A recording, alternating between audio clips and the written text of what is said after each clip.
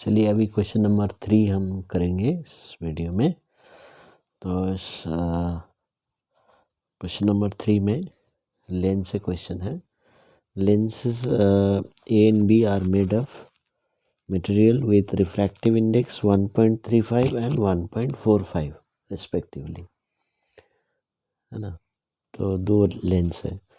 Name the lens A और B with higher optical power। तो अभी इसमें क्या होता है, जैसे जितना ज़्यादा रिफ्रैक्टिव इंडेक्स होगा उतना ज़्यादा बेंडिंग होगा।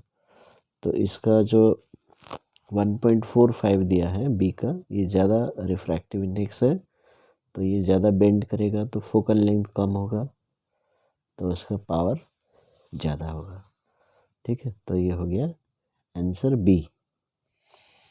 रिफ्रैक्टिव इंडेक्स ज़्यादा होगा, रिफ्रैक्टिव इंडेक्स ज़्यादा होगा तो बेंडिंग जल्दी करेगा, तो फोकल लेंथ कम होगा, तो फोकल लेंथ कम होगा तो ज़्यादा पावर होगा।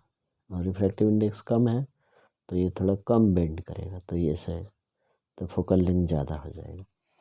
पैरेलल रे फोकस से जाता है, तो ये हो गया। तो B. Name the lens which form virtual erect and magnified image. तब इसमें लेंस इसमें से नहीं, अलग से क्वेश्चन है। वर्चुअल, तो वर्चुअल दोनों से होता है, कन्वेक्स कॉन्केव दोनों से होता है। इरेक्ट तो होगा ही, वर्चुअल होने से इरेक्ट होगा। और मैग्नीफाइड इमेज तो ये हो गया कन्वेक्स, क्योंकि कॉन्केव हमेशा डिमिनिस्ड इमेज बनाता है, डिमिनिस्ड वर्चुअल, तो कन्वेक्स हो गया। Name the wire and its colour where fuse is connected. तो फ्यूज लाइव वायर से कनेक्ट होता है ना, लाइव और फेज वायर। जैसे कलर क्या होता है, ब्राउन। यदि आप रेड भी लिखते हैं तो सही हो जाएगा। ठीक है, okay. Name and draw the device that converts high alternating EMF to a low alternating EMF। तो नेम बोला है, तो ये क्या हो जाएगा, स्टेप डाउन ट्रांसफार्मर। तो ये हो गया, थर्ड का आंसर हो गया स्टेप डाउन ट्रांसफार्मर। तो इसका डायग्राम बनाना है। तो डायग्राम में आपको एक कोर बना लेना है, सॉफ्ट आयरन कोर। और आप चाहे तो इनपुट इधर, आउटपुट है, या इनपुट इधर, आउटपुट या इनपुट या आउटपुट है, कहीं भी बना सकते हैं आप। ठीक से लेवलिंग करना है। ठीक है, लेवलिंग करेंगे तो कोई डाउट नहीं रहेगा।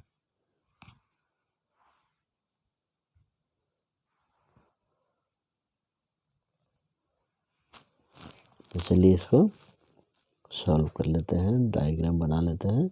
तो मैं यहाँ इनपुट बना देता हूँ, इनपुट एसी। तो यहाँ पर हाई टू लो है, तो इसलिए इनपुट में हाई वोल्टेज है तो लार्ज नंबर ऑफ टर्न्स होंगे। तो यहाँ पर मैंने 1 2 3 4 5 टर्न्स बना दिया।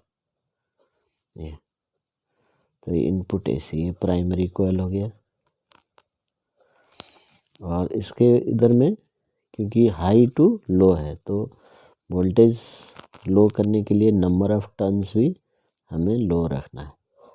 ठीक है, तो यहाँ 2 टर्न रख दीजिए, बस ये हो गया आउटपुट एसी या एसी आउटपुट, ये सेकेंडरी कॉइल। और जब भी फिजिक्स डायग्राम बनाएंगे तो लैमिनेटेड कोर, हाँ जब भी फिजिक्स डायग्राम बनाएंगे तो पूरा लेबल करना, सॉफ्ट आयरन कोर, इसे कोर बोलते हैं, सेंट्रल पार्ट। इसे सॉफ्ट आयरन यूज़ करते हैं। और ये लैमिनेटेड होता है, पतले पतले शीट्स लेके इसको बनाते हैं। और प्राइमरी सेकेंडरी, तो ये इम्पोर्टेंट है। यदि आप कुछ लिखे नहीं, प्राइमरी कौन सा है, सेकेंडरी कौन सा है, इनपुट कौन सा, आउटपुट कौन सा है, तो कोई मार्क्स नहीं मिलेगा, क्योंकि वहाँ प्रॉब्लम हो रहा है समझने के लिए, है ना। तो ये हो गया। अभी नेक्स्ट क्वेश्चन हम लोग देखेंगे कैलोरीमेट्री का प्रॉब्लम है।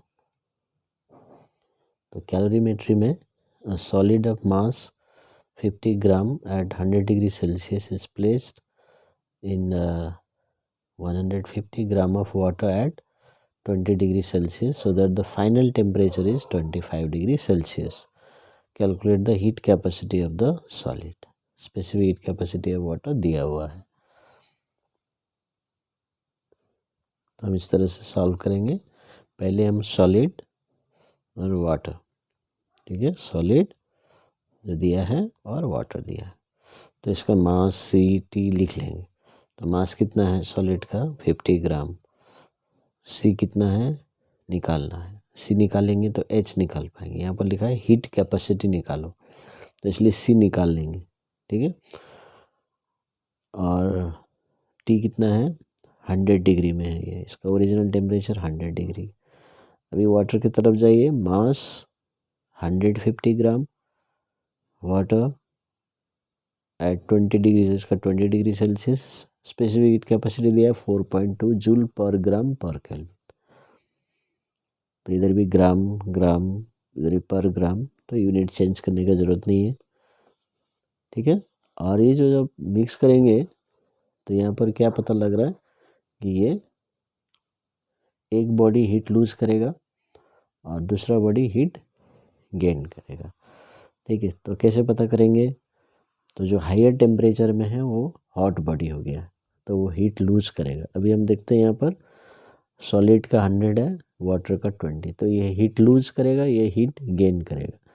इसकी वजह से देखिए फाइनल टेम्परेचर इससे कम आएगा, 25 में आ गया, और इससे बढ़ जाएगा क्योंकि ये कोल्ड बॉडी है। तो फाइनल टेम्परेचर दोनों का 25 डिग्री सेल्सियस।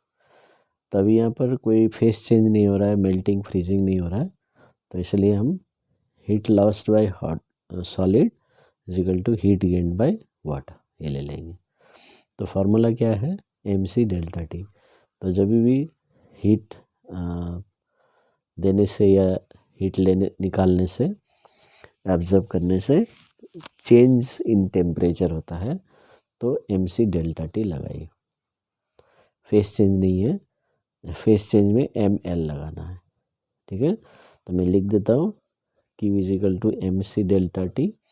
ये हो गया जब टेम्परेचर चेंज होगा, और जब मेल्टिंग या फ्रीजिंग होगा तो ये साथ में लगाना, तो ये याद रखिए। तो अब हीट लॉस्ट बाय सॉलिड क्या है, mc डेल्टा टी। यदि आप चाहे तो अलग से निकाल सकते हैं, बाद में फिर इक्वेट कर सकते हैं। तो मास ऑफ, देखिए मैंने सब लिख के रखा है, अभी मैं पुट करूँगा। मास 50, सी पता नहीं है, डेल्टा टी। अभी डेल्टा टी लिखने में दिक्कत होता है बच्चों, तो आपको दिक्कत नहीं होगा। अभी समझ जाइए, जो भी सब्सटेंस ले रहे हैं सॉलिड, उसका इनिशियल टेम्परेचर और फाइनल टेम्परेचर, उसके ऊपर फोकस कीजिए। वाटर या कोई दूसरा है उसको छोड़ दीजिए। अभी हमने सॉलिड का लिया है, तो सॉलिड का पहले 100 था, बाद में 25, तो कितना चेंज हुआ 100 माइनस 25, बस इतना ही करना है, ठीक है। ये 20 से कंफ्यूज नहीं होना है, वो वाटर का है। अभी वाटर का ले लेते हैं। मास ऑफ वाटर 150 ग्राम, सी दिया है 4.2 ग्राम, ग्राम है यहाँ पर इसलिए चेंज नहीं होगा यूनिट। डेल्टा टी फिर से देखिए, अभी वाटर का जब हम देखते हैं तो हमें इसको नहीं देखना, तो वाटर का पहले था 20, अभी हो गया 25, कितना चेंज हुआ 25 माइनस 20, ठीक है। तो इसको आप सॉल्व कीजिए, इसको आप सॉल्व कीजिए।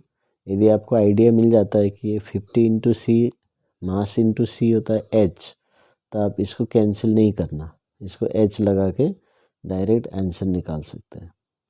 लेकिन यदि आप चाहते हैं पहले सी निकाल लें, जैसे मैंने यह निकाला है, तो ये 50 या 150 है, 3 से कैंसिल किया, छोटा हो गया नंबर, बाकी कैलकुलेशन करके ये आ गया, ठीक है, 21/25। तो ये हो गया सी। तो अभी एच निकालने बोला है, तो m इंटू सी। तो मास किसका ये h है, किसका हीट कैपेसिटी निकालने बोला है, सॉलिड का, तो इसलिए 150 kg ग्राम नहीं लेंगे, कंफ्यूज नहीं होना। सॉलिड का हीट कैपेसिटी, तो सॉलिड का मास लेना है, सॉलिड का C लेना है जो हमने निकाला है, तो ये आ गया 42। तो इस तरह से निकालना। अभी नेक्स्ट क्वेश्चन है इसका, देखिए। तो यहाँ पर आप देख सकते हैं, name and define the nuclear process which is use for generating electricity. तो अभी इलेक्ट्रिसिटी जनरेट करने के लिए न्यूक्लियर प्रोसेस कौन सा है? न्यूक्लियर प्रोसेस दो टाइप के हैं, फिशन और फ्यूज़न, है ना। फिशन यूज़ करते हैं, तो न्यूक्लियर फिशन हो गया आंसर। ठीक है, तो इसमें क्या होता है, इसमें the process in which heavy nucleus breaks into smaller nuclei of same size by the bombardment of neutrons is called nuclear fission। ठीक है, न्यूक्लियर फिशन, फ्यूजन में कंफ्यूज नहीं होता, fission. And a large amount of energy is release in this process. तो ये हो गया, आपको इस तरह से लिखना है। तो आपको टेक्स्ट बुक में भी मिल जाएगा, तो वहाँ से भी लिख सकते हैं।